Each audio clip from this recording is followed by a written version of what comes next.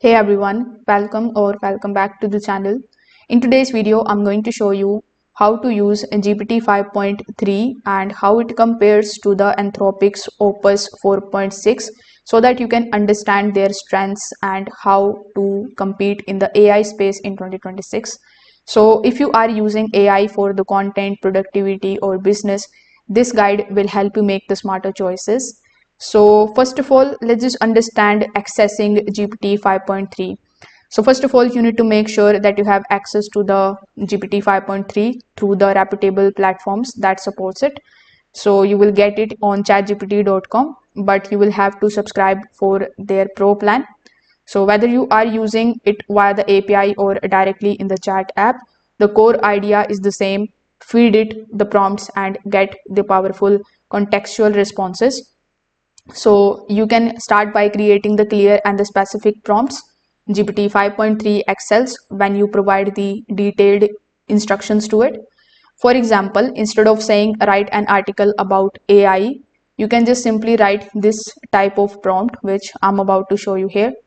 Like write a 500-word article comparing GPT 5.3 and Opus 4.6 in terms of creativity, speed, safety, features.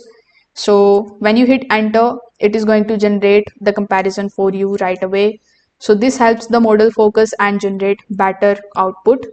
The second thing is exploring the feature. So GPT 5.3 is designed to handle the complex reasoning, longer context windows, and the nuanced tasks. So this means that you can ask it for multi-step reasoning, detailed explanations, or even structured contents like scripts, essays, and the technical breakdowns. Now let's just compare it with the Opus 4.6. So Anthropic's Opus 4.6 is another advanced AI model. It focuses heavily on the safety and the controllability. When comparing it with the GPT 5.3, it often produces richer creative outputs and can handle the extended dialogues with more depth.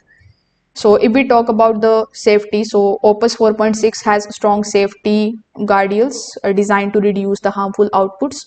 If your applications require strict safety policies, you may prefer Opus for the regulated environments. The next part is that speed and the cost. Depending on how you access each model, the costs and the response times also vary. So it's important to test both with your specific use cases. So if this video helped you out, make sure that you like this video and subscribe to the channel. Thanks for watching.